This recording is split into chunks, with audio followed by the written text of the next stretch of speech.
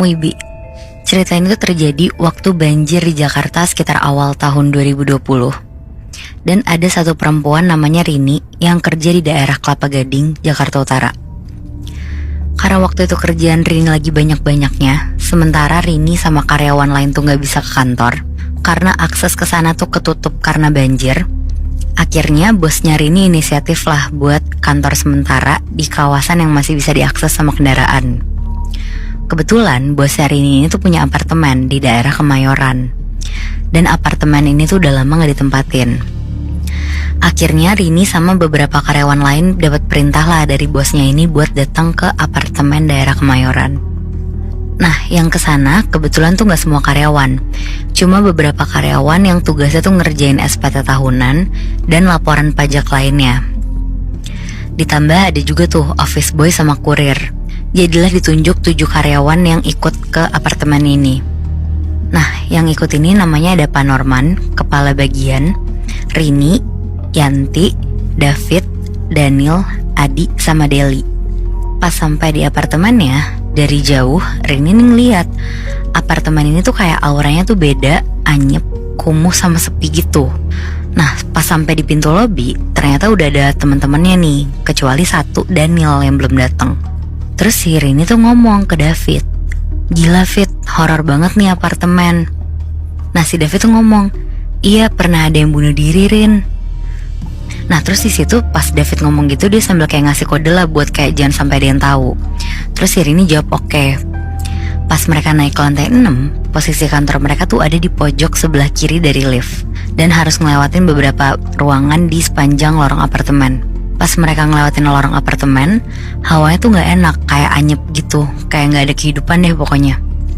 Nah, pas masuk ke unit apartemennya, apartemen ini tuh bukan tipe studio yang biasanya tuh kalau ada kamar terpisah dalam satu unit gitu. Tapi cuma ada satu ruangan aja, dan dari pintu masuk bagian kiri ada kamar mandinya. Terus bagian kanan ada pantry kecil, dan di tengah-tengah itulah ruangan tempat tidur yang disulap jadi meja gede buat nyimpen kayak 4 PC. Pokoknya tempat mereka kerja lah di situ. Nah, gak kerasa hari itu tuh mereka kerja sampai jam 11 malam. Terus kayak gak mungkin banget nih Rini buat pulang ke Depok, soalnya rumah dia di Depok. Nah, tapi kalau lembur, si Rini ini biasanya pulang ke rumah kakeknya di Tanjung Duren. Akhirnya si Yanti nih ngajak Rini, "Rin, lo nginep di rumah gue aja, udah malam, jangan pulang ke Depok." Tapi si Rini gak mau nih. "Enggak Yan, gue pulang ke Tanjung Duren kok. Beneran gak mau nginep?" "Enggak Yan, makasih ya." Ya udah nih, akhirnya si Yanti duluan karena udah dijemput.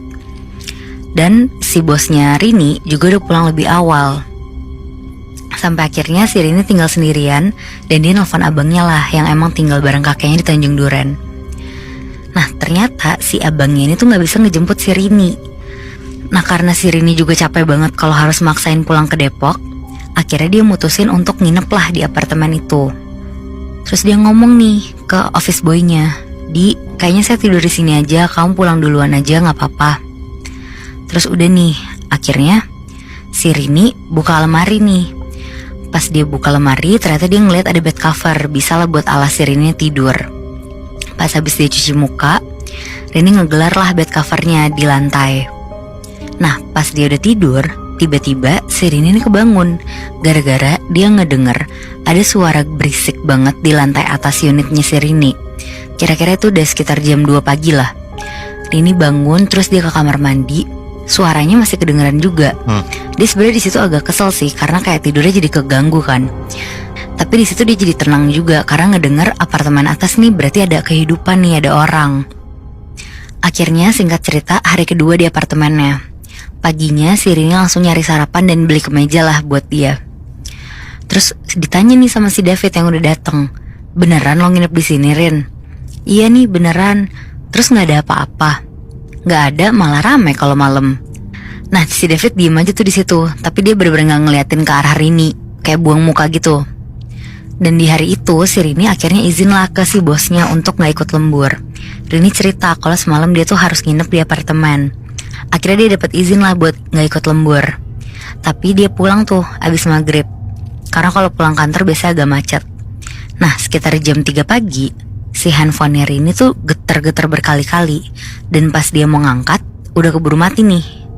Pas dia lihat handphonenya ternyata ada 8 kali miss call dari si Daniel. Rini akhirnya nelfon balik lah. Terus habis itu si Rini ngomong, "Kenapa lo Nil? Ah gila lo tidur apa mati sih? Gue takut nih." Terus ditanya, "Kenapa emangnya?" Terus si Daniel bilang, "Emangnya kemarin lo nginep di apartemen Rin, terus gak kenapa-napa? Kenapa emangnya?" Terus si Daniel bilang, "Gue lagi di apartemen nih Rin, gue takut banget. Motor gue mogok gak bisa dinyalain." Terus si Rini nanya, "Takut kenapa? Emang di lantai atas ada penghuninya ya Rin?" Terus di situ Rini langsung sadar lah kalau semalam pas dia nginep emang agak gaduh juga kan unit atasnya itu. Tapi di situ Rini bener-bener gak ngomong apa-apa tuh ke Daniel. Akhirnya dia bilang, "Gue gak tahu Nil emangnya kenapa." Nah si Daniel tuh bilang, "Dari jam 2 berisik banget Rin, gue mau tidur gak bisa, gue mau kabur juga takut." Terus si Rini akhirnya nyoba nenangin lah, kayak gak ada apa-apa kok, mungkin itu orang. Akhirnya si Rini di malam itu nemenin Daniel buat ngobrol lah. Dan 3:30 mereka nutup teleponnya karena si Daniel tuh bilang suara dari lantai atas sudah berhenti, dia mau lanjut tidur lagi. Nah singkat cerita, besok paginya Rini udah sampai apartemen. Terus si Daniel tiba-tiba nyamperin Rini terus ngomong, "Weh Rin, lo tahu nggak? Baru aja gue mau bawa motor gue ke bengkel, nggak taunya motor gue tuh nyala. Jadi tuh motornya bener-bener gak mogok di hari itu." Terus udah bercanda-canda kayak gitu sama si Rini. Akhirnya mereka mau masuk ke ruangan kantornya inilah di apartemennya itu. Dan ternyata si Daniel sama David ini tuh nekat lah buat ke lantai 7, bahkan sampai ke lantai 8 juga. Soalnya mereka penasaran kan di situ ada orang-orangnya atau nggak ada. Tapi mereka berdua tuh nggak ngomong apa-apa tuh.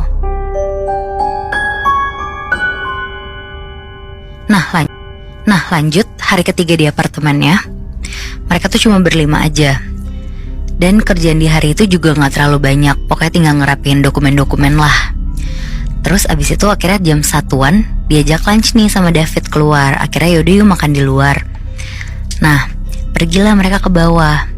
Tapi pas mereka udah di depan lift, ternyata liftnya tuh mati. Akhirnya mereka harus naik tangga darurat. Dan ternyata Muibi, tangga daruratnya ini tuh lebih pengap lagi hawanya. Walaupun siang, tapi tuh kayak gelap, nggak ada lampu yang nyala, bener-bener kayak nyeremin banget. Terus di situ si Daniel tuh ngomong, "Rin, lo tahu nggak? Lantai 7 sama lantai 8 tuh ternyata kosong Rin. Jadi yang berisik malam-malam tuh siapa ya?" Nah di situ si David tuh ngomong, "Apartemen ini tuh horor tahu. Apartemen ini tuh yang keisi cuma sampai lantai 5 aja. Lantai 6 kita aja yang nempatin cuma kita."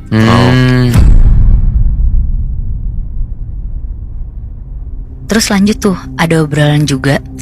Mereka bilang dulu di sini tuh ada yang bunuh diri, loncat dari lantai 7 apartemen. Nah mereka dengar penghuni di lantai 7 tuh juga diganggu sama pintu yang selalu diketok tapi gak ada orangnya. Nah kata yang tinggal di lantai atas, tiap mereka naik liftnya tuh selalu berhenti di lantai 7. Padahal gak ada yang mencet tombol lantai 7. Pernah nih ada salah satu penghuni apartemen lagi sendirian di lift. Dia mau turun dan liftnya tuh berhenti di lantai 7. Di depan pintu lift itu, dia tuh ngelihat ada penampakan sosok manusia. Wajahnya tuh kayak berdarah-darah gitu Muibi. Akhirnya histeris lah tuh orangnya. Terus dia langsung pingsan di dalam lift. Langsung tuh heboh seisi apartemen. Dari sana pelan-pelan banyak tuh penghuni yang pergi ninggalin apartemen.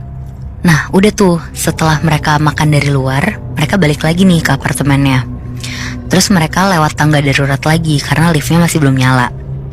Nah pas udah sampai di lantai 3, mereka udah mulai capek tuh. Akhirnya jalan lagi lah pelan-pelan. Tiba-tiba telepon tuh ada yang bunyi. Ada yang nelfon teman mereka namanya Yanti. Tapi pas diangkat suaranya tuh gak jelas karena handphone Rini tuh gak ada sinyal kan di dalam tangga. Nah pas udah sampai di lantai 6, mereka tuh ngedenger suara si Yanti ini nangis-nangis. Mereka bertiga panik kan akhirnya lari-larilah mereka ke lantai 6 ini, ke kantor mereka ini. Dan bener aja pintu apartemen mereka ini kebuka lebar. Terus mereka tuh ngeliat Yanti tuh kayak lagi ngeringkuk di sudut ruangan deket mejanya si Pak Norman, bosnya mereka. Terus langsung ditanya nih sama Daniel, "Yan kenapa lo?" Terus si Daniel juga berusaha nenangin Yanti yang masih kayak ketakutan banget kan. Nah di situ Yanti tuh pelan-pelan ngangkat kepalanya. Terus dia ngeliat ke arah pintu. Itu masih ada itu. Si Yanti tuh sampai narik tangannya Daniel, terus dia kayak merem di balik tangannya Daniel gitu.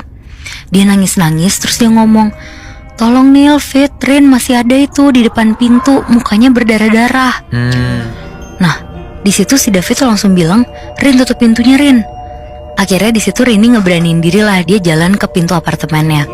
Dia nengok-nengok tuh ke arah David sama Daniel, terus dia nutup tuh pintunya sambil ngomong bismillah. Dan dia ke dalam hati tuh ngomong, "Jangan ganggu, kita di sini cuma kerja aja." Dan pas pintunya ditutup, untungnya Rini tuh nggak ditampakin apa-apa. Dan akhirnya si Yanti mulai cerita lah awal mula dia dihantuin. Jadi pas mereka semua lagi pada lunch di luar, si Yanti kan sendirian di apartemen. Si Yanti ini udah mulai risih sama penghuni di kamar atas karena berisik banget kayak gedebak-gedebuk. Akhirnya si Yanti getok-getok tuh dinding di atas apartemennya pakai sapu. Jadi dia tuh berharap kayak penghuni atas ini nyadar lah kayak harus diem. Tapi bukannya diem, malah makin parah tuh berisiknya. Si Yanti ini ngedenger ada suara benda kayak sengaja dibanting-banting gitu. Nah, karena makin kesel, akhirnya si Yanti ke atas nih, ke lantai 7. Dan setelah dia ke atas, dia ikutin nih jalur kalau mau ke ruangannya si mereka yang di lantai 6, di kiri pojok kan. Akhirnya diketok-ketok nih pintunya. Tapi pas dia ngetok-ngetok, suara gaduhnya tuh berhenti. Dan gak ada suara yang keluar dari unit itu. Pokoknya bener-bener kosong tuh. Di situ Yanti tuh nggak takut nggak apa, tapi dia malah makin kesel karena kayak ngerasa dipermainin kan. Akhirnya digedor-gedor tuh sama si Yanti pintunya sambil marah-marah.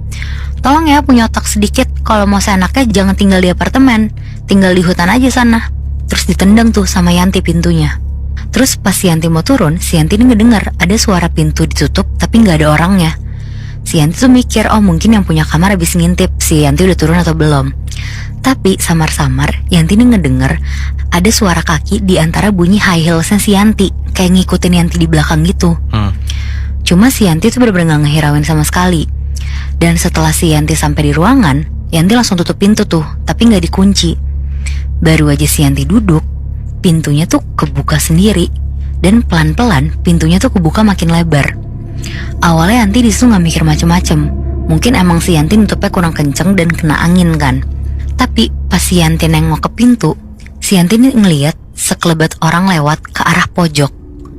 Dan pas si Yanti ngeliat ke arah pojok gak ada siapa-siapa. Sementara ruangannya mereka kan paling ujung, jadi bener-bener gak ada jalan lagi. Jadi orang ini larinya kemana kan? Dan si Yanti langsung lah nutup pintunya itu. Dan pas si Yanti mau nutup pintu, Yanti nih ngeliat di luar ada penampakan serem banget. Badannya semuanya berdarah, malah kepalanya si Yanti nih ngeliat retak-retak. Dan dari retakan itu tuh keluar kayak darah-darah hitam gitu. Langsung lah di situ Yanti banting pintunya, dia lari ke pojokan, dia ngambil HP-nya dan langsung nelfonin si Rini. Waktu pas si Rini di tangga darurat itu. Dan sampai semuanya dateng lah. Dan di situ Rini tuh cuma mikir, ada ya hantu siang-siang dan se-ekstrim itu pula. Apa jangan-jangan mereka mau ngasih kita semua pelajaran ya? Kayak bukan kita aja nih yang keganggu, tapi mereka juga sebenarnya keganggu dengan kehadiran kita. Dan setelah mereka semua selidikin, ternyata di belakang apartemen ini tuh ada apartemen lagi, Muibi. Dulu kedua apartemen ini sebutannya adalah apartemen kembar. Bedanya, apartemen yang bernama Sebuah Bunga itu auranya tuh terang, kelihatan lah kehidupannya. Bahkan parkiran mobilnya tuh penuh. Beda nih sama apartemen bosnya Rini ini. Dan menurut cerita, katanya juga orang-orang di sana tuh sering lah ngedengar orang lari-lari di lorong, suara orang nangis, sampai pintu diketok-ketok. Dan lift yang selalu ke lantai 7 tapi gak ada orang yang naik. Termasuk juga kalau suara gaduh malam hari. Dan sekarang Rini tuh gak tahu lagi kabar apartemen itu. Tapi dulu Rini juga pernah lihat di berita ada yang lagi bunuh diri di sana, tapi dari lantai 25. Berarti sebenarnya itu ada 2 apartemen, tapi apartemen yang belakang itu emang apartemen yang aman-aman aja. Terus apartemen satu lagi yang dibuat kantor sama Rini itu tuh yang angkernya. Iya benar Moy, yang benar-benar orang tuh langsung pada pindah semua keluar gara-gara banyak kejadian horornya. Tadi lu bilang mereka tuh apartemennya di satu lantai itu cuman tempatnya mereka doang ya? Iya benar. Gue sih agak mikir 2 kali ya kalau misalkan udah ke satu apartemen yang entah in general udah sepi atau mungkin di lantai itu cuman lu doang yang bakal nempatin, kayaknya agak-agak udah bikin parno duluan sih. Iya.